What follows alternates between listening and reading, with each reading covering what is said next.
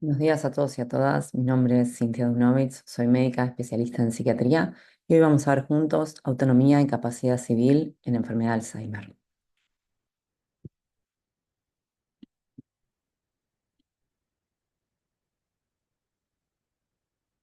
Empezamos entonces con algunas de las definiciones entendidas por capacidad y Beta lo define como a la capacidad como el conjunto de condiciones de normalidad psíquica necesarias e indispensables y que favorezcan la adquisición de derechos y la contracción de obligaciones. En ese concepto entendemos a la capacidad como un atributo de la persona, como ciertas características y perfiles de la persona necesarios para que el mismo pueda ejercer derechos y contraer obligaciones. Desde una perspectiva de derechos, por supuesto que entendemos a la capacidad civil como el derecho también del ser humano de poder ejercer su autonomía, su libertad y recibir un trato digno.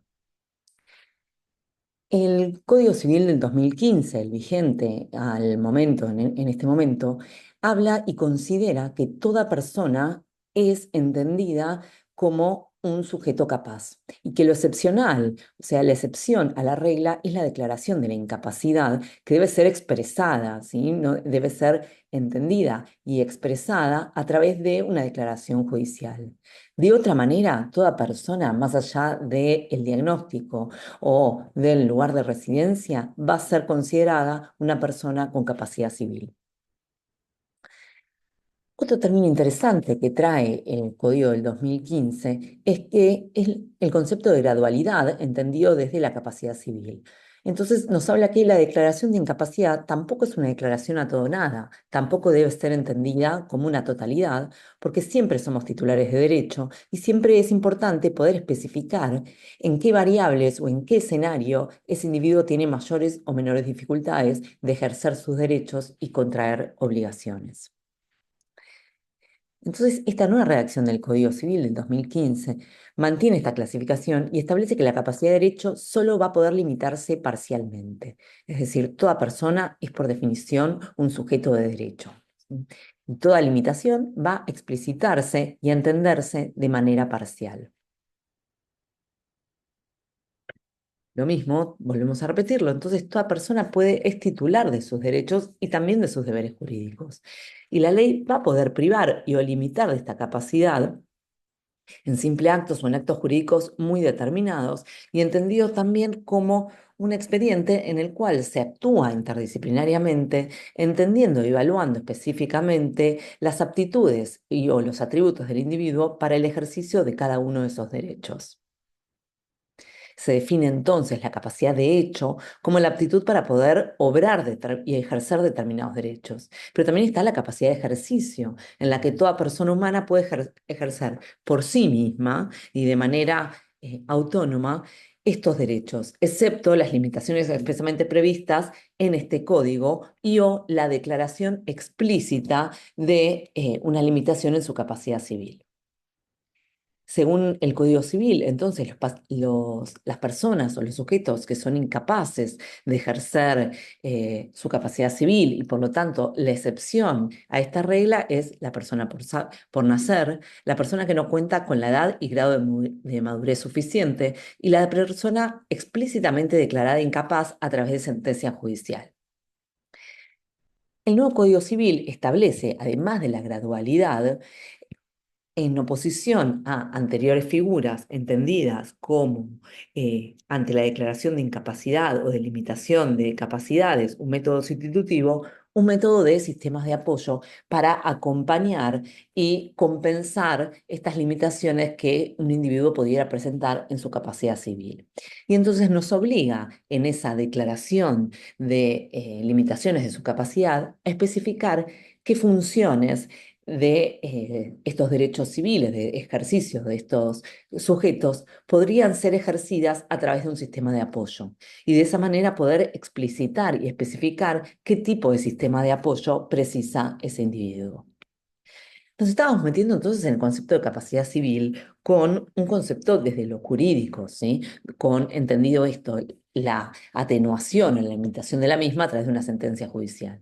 Distinto es el escenario que se nos presenta con el concepto de discapacidad. Y esto es importante que lo entendamos nosotros desde nuestro ejercicio asistencial, así como los pacientes, debido al miedo que ellos presentan muchas veces en este tipo de trámites relacionados con la discapacidad. La discapacidad entonces no se refiere, no está prevista en términos judiciales, sino que tiene un enfoque que tiene que ver más con lo asistencial. Y se define esta discapacidad como toda persona que padece una alteración funcional y o permanente, prolongada, física o mental en relación a su edad y medio social que implica desventajas considerables para la integración familiar, para social, educacional y o laboral. Es decir, una persona que está en desventaja respecto a población general y por tanto requiere de cierto acompañamiento por parte del Estado y las instituciones pertinentes para poder ejercer sus derechos. Entonces entendemos la discapacidad por fuera de la capacidad civil, sino entendida esta con un término asistencial, ¿sí? No nos estamos metiendo cuando hablamos de discapacidad en los conceptos de capacidad civil. El individuo con un certificado de discapacidad conserva capacidad civil plena para ejercer sus derechos, ¿sí? La ley de discapacidad es una ley de 1981, es la ley 22.431, que tiene un perfil asistencial y de derechos, y lo que habla es de los derechos que presenta un paciente que se encuentra en desventaja respecto a su medio. Presenta una modificación del 2023, en el cual esta resolución principalmente lo que habla es de actualizar el sistema mediante el cual se obtiene el certificado único de discapacidad, ¿sí? El objetivo principal es garantizar el acompañamiento del Estado a lo largo de la vida y unificar los conceptos del certificado único de discapacidad atendiendo necesidades específicas. De esa manera se crea la Agencia Nacional de Discapacidad, ANDIS, que va a ser la responsable de diseñar y coordinar y ejecutar políticas relacionadas con discapacidad, pero también de expedir este certificado único de discapacidad, documento que acredita en todo el territorio nacional la condición de discapacidad de una persona. Entonces, la ley del CUD del 25, la 25.504 del 2001 es modificada en el 2023, unificando estos criterios del certificado único de discapacidad en todo el territorio nacional, priorizando la voluntariedad y gratuidad del acceso a este certificado de discapacidad y explicitando el proceso de certificación que se realiza a través de la evaluación, a través de juntas evaluadoras interdisciplinarias que van a estar presentes en cada jurisdicción del territorio nacional. Esto que veníamos diciendo, o sea, una primera modificación en el 18 que sufre las condiciones y poder expedir el certificado de discapacidad, y una segunda modificación del 2023, en el cual se establece algo muy importante, diciendo que el certificado único de discapacidad se otorga sin sujeción a plazo temporal alguno, manteniendo plena vigencia y validez mientras que los criterios certificantes se mantengan. Es decir, que el certificado de discapacidad a partir del 2023 no presenta fecha de vencimiento, ¿sí? Por lo cual, estos últimos certificados que presentaban alguna fecha de vencimiento tienen una prórroga bastante interesante en los años subsiguientes. Y los certificados que se expidan a partir del 2023 no presentarían ningún tipo de vencimiento. Entonces, estas funciones de esta Agencia Nacional de Discapacidad habla del diseño y la ejecución de políticas públicas y también de la unificación de criterios en cuanto al certificado único de discapacidad. Entonces hablamos de la ley de discapacidad de 1981, la ley de discapacidad, la ley del certificado de discapacidad, y nos metemos en otra ley muy importante y que nos atañe profundamente a los que estamos insertos en el sistema asistencial, que tiene que ver con el derecho al acceso de prestaciones básicas en habilitación y rehabilitación a favor de personas con discapacidad, una ley de 1997, que es la ley 24.901, que habla y explicita cada una de las prestaciones, tanto preventivas, en rehabilitación, terapéuticas, educativas, asistenciales, a los que tienen acceso con em, el apoyo y la cobertura del 100% de los individuos que presenten el certificado de discapacidad. Y esto incluye los centros de día, centros de rehabilitación y el acceso a tratamientos odontológicos integrales. También habla esta ley del acceso a prestaciones relativas a los sistemas de alternativos a grupo familiar, ¿sí? Cuando el paciente no presentara un grupo familiar, un grupo de apoyo, una red primaria de apoyo familiar sustentable para su alojamiento y cuidado, tanto las obras sociales y o el Estado deberá proveerle y o garantizarle residencias y hogares. También habla de prestaciones complementarias relacionadas con cobertura económica en caso de ser necesaria y con facilitar la permanencia en el lugar donde reside. Y esto que hablamos de apoyos económicos en caso de escenarios necesarios. Una tercer parte de esta ley de prestaciones en discapacidad habla de la obligación de prestar al paciente con una cobertura del 100% atención psiquiátrica, ¿sí? Con la cobertura total de los tratamientos prolongados psicofarmacológicos o de otras formas terapéuticas, y también habla de la cobertura del 100% en asistencia domiciliaria e incluso, si el paciente lo requiriera, en asistentes domiciliarios, es decir, sea acompañantes terapéuticos o sea cuidadores que el paciente con certificado único de discapacidad precise. Entonces, el concepto de discapacidad tiene una mirada netamente asistencial y de derechos, y estas leyes de discapacidad están basadas, y estos derechos y estos al acceso de diferentes prestaciones en pacientes que presentan certificado de discapacidad, se basa en la Convención Interamericana para la Eliminación de todas formas de discriminación contra las personas de discapacidad y en la Convención sobre los Derechos de las Personas con Discapacidad, ¿sí? Por supuesto, convenciones internacionales que nuestro país adopta y aprueban como ley con jerarquía constitucional, ¿sí? En el 2014 pasa a tener jerarquía constitucional la Convención sobre Derechos de Personas con Discapacidad. Esta Convención sobre Derechos de las Personas con Discapacidad, que adquiere este tipo de jerarquía, habla y explicita que la discapacidad sea comprendida desde un enfoque dinámico y multidimensional y que resulta de la interacción de esto que hablamos, condición física, mental y o intelectual, que resultan en barreras actitudinales, materiales del entorno y que evitan la participación plena y efectiva del individuo en su sociedad.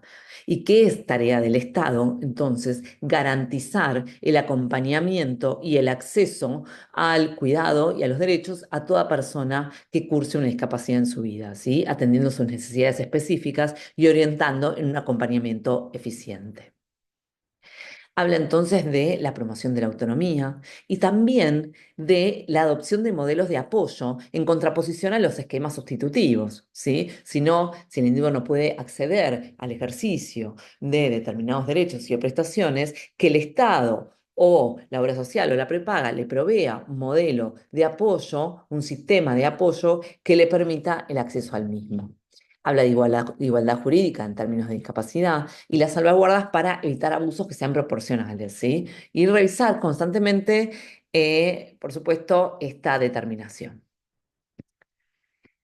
Cuando nos metemos entonces, volvemos al concepto de capacidad civil, tomamos entonces la Ley de Salud Mental, la 26.657, que la misma es del año 2010, entendiendo que ocurre 5 años antes de la promulgación del nuevo Código Civil del 2015.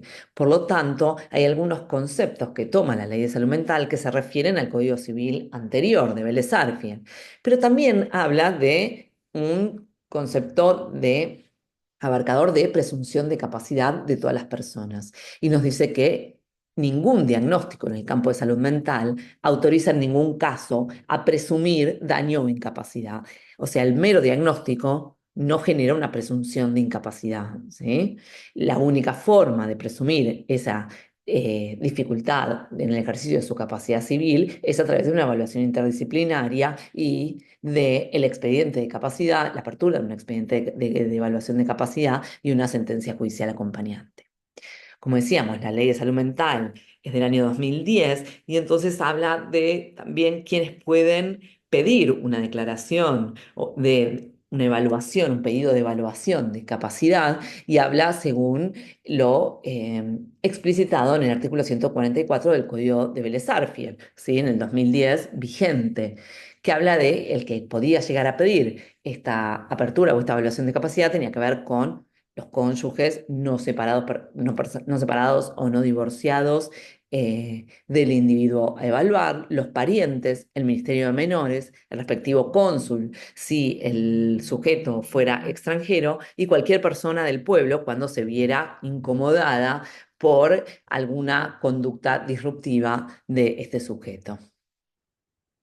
Entonces volvemos al actual Código Civil que nos habla de la capacidad general de ejercicio humana se presume aun cuando el paciente se encuentre internado en un establecimiento asistencial. Es decir, la mera figura de una internación psiquiátrica no suspende el ejercicio de la capacidad civil del sujeto. ¿Sí? Entendiendo nuevamente, hace hincapié en que la limitación de la capacidad siempre va a ser excepcional y va a estar determinada por una evaluación interdisciplinaria, ¿sí?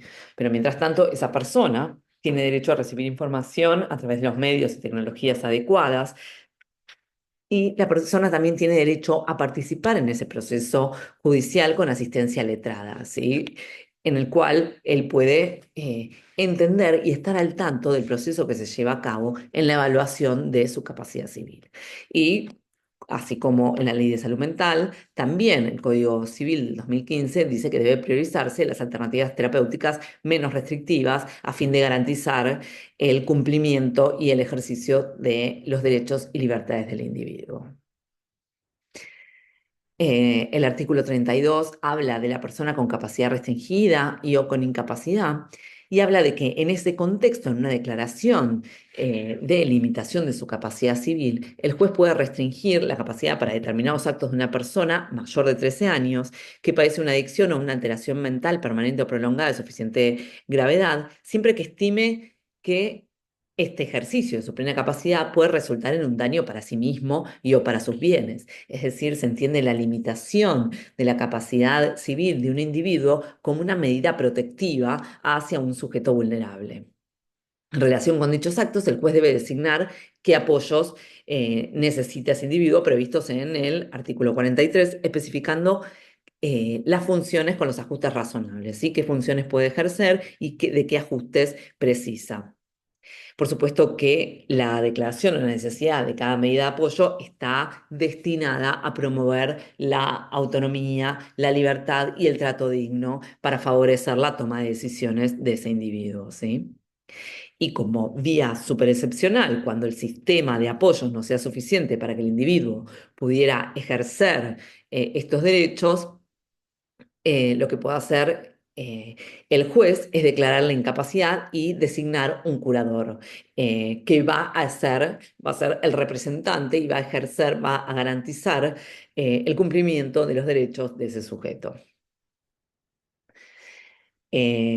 A diferencia, bueno, continuando con el nuevo Código Civil, están legitimados para declarar la incapacidad o esta evaluación de capacidad civil, esto que hablamos del artículo 144 del Código Vélez-Sarsfield, ahora se actualiza en este artículo 33 del Código del 2015, que dice el propio interesado incluso puede abrir ese expediente de evaluación de capacidad, el cónyuge no separado, los parientes dentro del cuarto grado, si fuera por afinidad, dentro del segundo grado, y el Ministerio Público. Y mientras tanto, porque ahora se abre un expediente, pero que por supuesto que va a llevar un tiempo en el cual se evalúe al individuo y el juez se expida, y que mientras tanto el juez debe ordenar medidas necesarias para garantizar y preservar los derechos personales y o patrimoniales de esa persona que está siendo evaluada. En tal caso, la decisión debe determinar qué actos requiere la asistencia de unos o varios apoyos, ¿sí? Un sistema de apoyo provisional en el transcurso de la evaluación interdisciplinaria y de darle tiempo a que el juez se expida. Una vez que el juez se expide acerca de esta capacidad civil, expide una sentencia. Y lo que dice esa sentencia habla del diagnóstico y del pronóstico que tiene ese sujeto, por supuesto, basándose, aunque no sea vinculante, en las evaluaciones realizadas por equipos interdisciplinarios, sean asistenciales o sean propios designados por el juez, entendiendo también la época para situar cronológicamente en qué momento se desarrolla esa limitación de capacidad y en qué situación se manifestó, los recursos personales, familiares y sociales existentes a fin de acceder al sistema de apoyo correspondiente y el régimen para la protección, asistencia y promoción de la máxima autonomía que ese sujeto pudiera ejercer, ¿sí? Por supuesto que para expedirse, entonces decimos, es imprescindible el dictamen de un equipo interdisciplinario que evaluará las aptitudes psíquicas del sujeto y dará este informe al juez que finalmente dará su sentencia acerca de estas limitaciones, ¿sí? Estas sentencias en la limitación de capacidad o en la declaración de incapacidad civil va a estar registrada en el RENAPER, ¿sí? En el registro de Estado Civil y Capacidad de las Personas, y se debe dejar constancia al margen del acta de nacimiento, ¿sí? Sin perjuicio de lo dispuesto en el artículo 45. eh, y este registro sí se entiende y sí va a quedar accesible en el momento de que el individuo quiera ejercer algún que otro derecho, ¿sí? A diferencia del certificado de discapacidad, que por supuesto no queda registrado a través de una sentencia, ¿sí? Entonces, a partir de esa fecha, entra en el registro y desaparecidas las restricciones, se procederá a la inmediata cancelación registral. Se quita del registro de individuos con incapacidad civil. Otra figura interesante que pone este nuevo Código Civil del 2015 es el traslado dispuesto por autoridad pública y la evaluación y la posible internación. Esta figura es importante para nosotros los médicos asistenciales, sobre todo los médicos psiquiatras, en la cual nosotros podemos solicitar a- al juez, a la autoridad pública, que pueda disponer el traslado de una persona cuyo estado no admita dilaciones y se encuentra en riesgo cierto e inminente o de daño para sí y para terceros, ¿sí? Es decir, con criterios de internación en un centro de salud para su evaluación. En este caso, el paciente es asistido en su domicilio, trasladado a un establecimiento de salud donde se realiza la evaluación interdisciplinaria necesaria que va a determinar si ese individuo precisa o no una internación para cumplirse y efectivizarse los plazos y modalidades establecidas en la legislación. Son las fuerzas de seguridad y los servicios públicos los que deben cumplimentar este auxilio inmediato en esta figura de traslado dispuesto por autoridad pública. Y esta es una figura interesante de la que nos podemos valer los médicos cuando creemos que un paciente se encuentra en riesgo cierto e inminente y se encuentra en domicilio, reticente al abordaje asistencial y la familia no solicita ayuda, ¿sí? Esta solicitud de traslado puede acercarse el familiar al juzgado de turno y solicitar el traslado dispuesto por autoridad pública y puede ir acompañado también de una evaluación del médico tratante. Hablamos entonces de sistemas de apoyo como un concepto alternativo al concepto sustitutivo, ejercido anteriormente, y se entiende por apoyo cualquier medida de carácter judicial o extrajudicial que facilite a la persona la toma de decisiones para dirigir sus bienes, sus personas y celebrar actos jurídicos en general.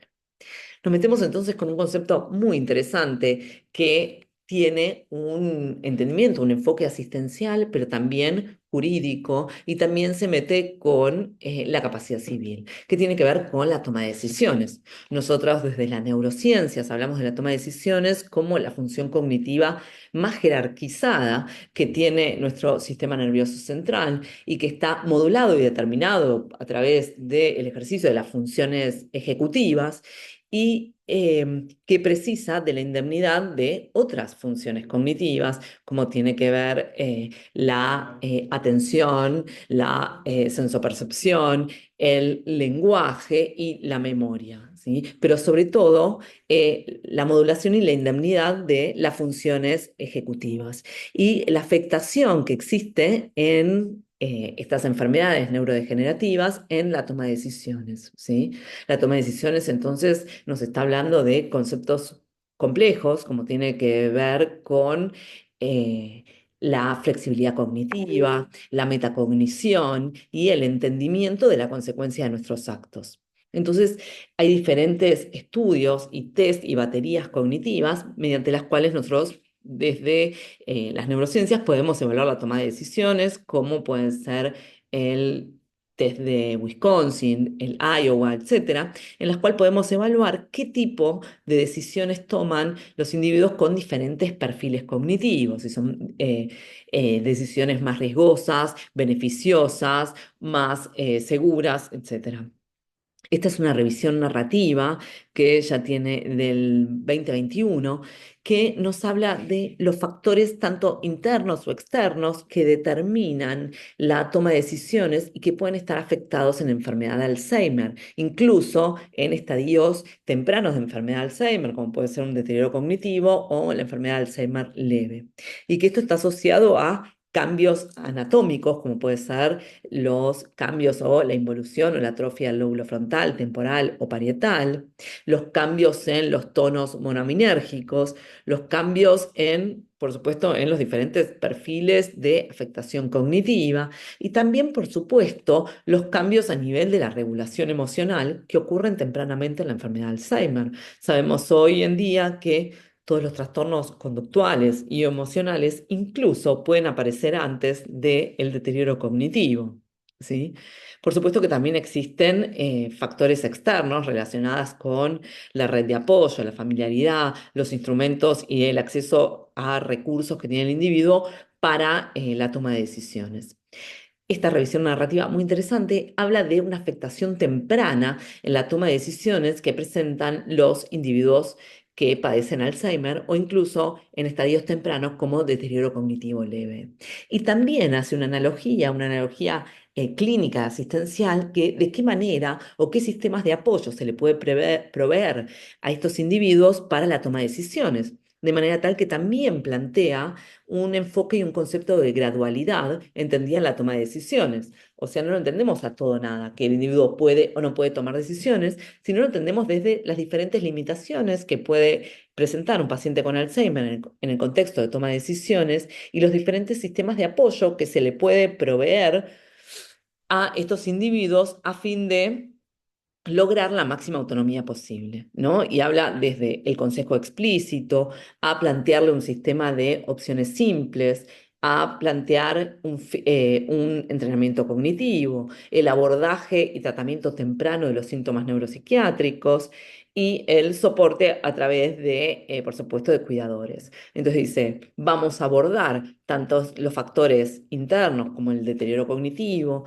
los cambios emocionales, la complejidad de la información, pudiendo desglosarla hasta el nivel más simple posible, y la situación, pudiéndolo darle al paciente un clima, un ambiente tranquilo y seguro y de apoyo, a fin de que logre, a través de estos sistemas de acompañamientos, la toma de decisiones. Y entonces habla de adecuar este sistema de soporte de toma de decisiones según también el estadio en el que nos presentemos, ¿sí?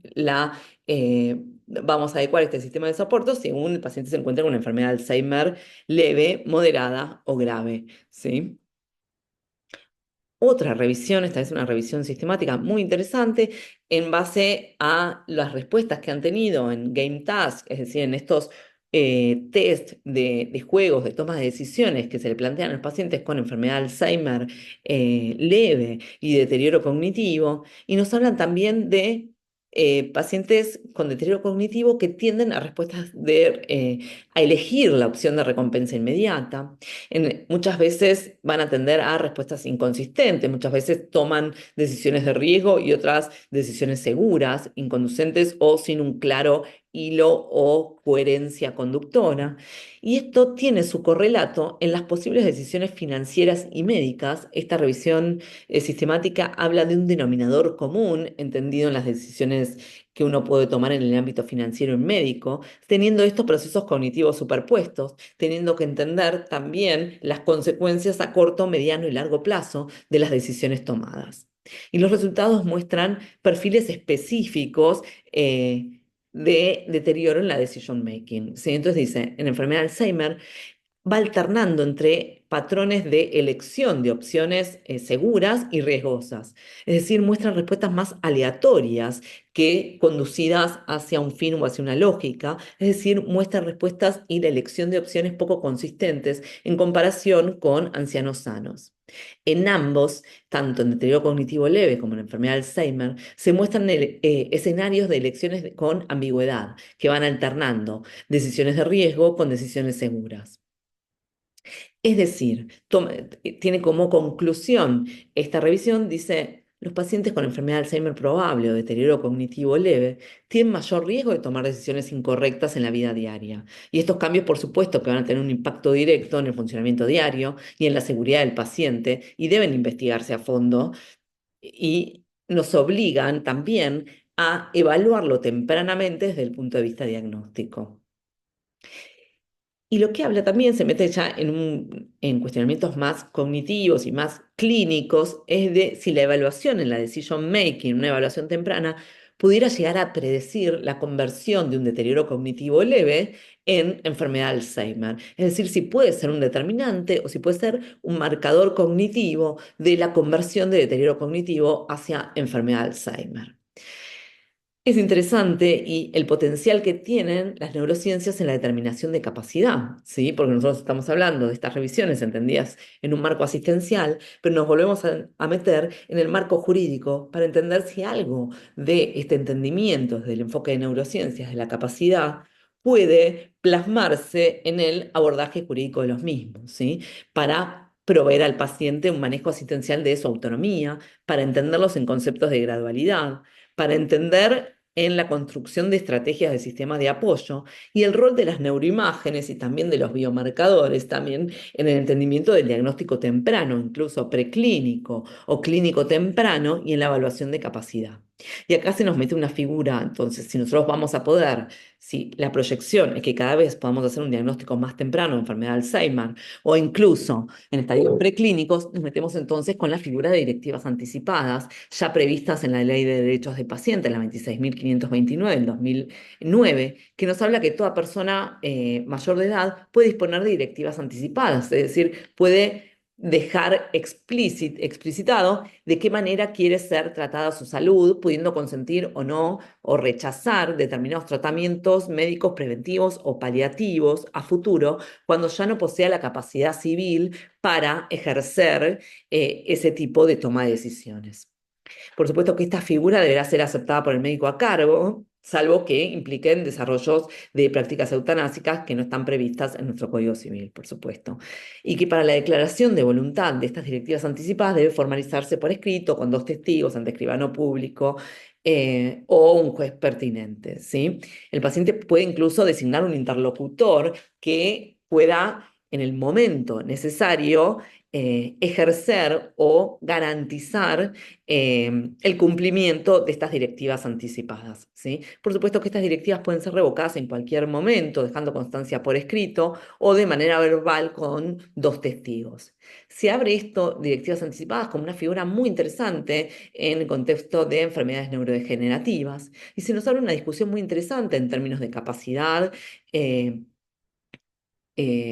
Capacidad civil y neurociencias, entendidas como la discusión de si necesitamos una ley específica de enfermedad de Alzheimer que pudiera englobar estos conceptos de evaluación específica de capacidad, del rol de las neuroimágenes, del proceso de institucionalización, de qué manera conformar el sistema de apoyo que garantice la máxima autonomía de estos pacientes, qué rol van a jugar el examen cognitivo, los estudios complementarios, los biomarcadores y la cobertura de prestaciones asociadas a esta figura.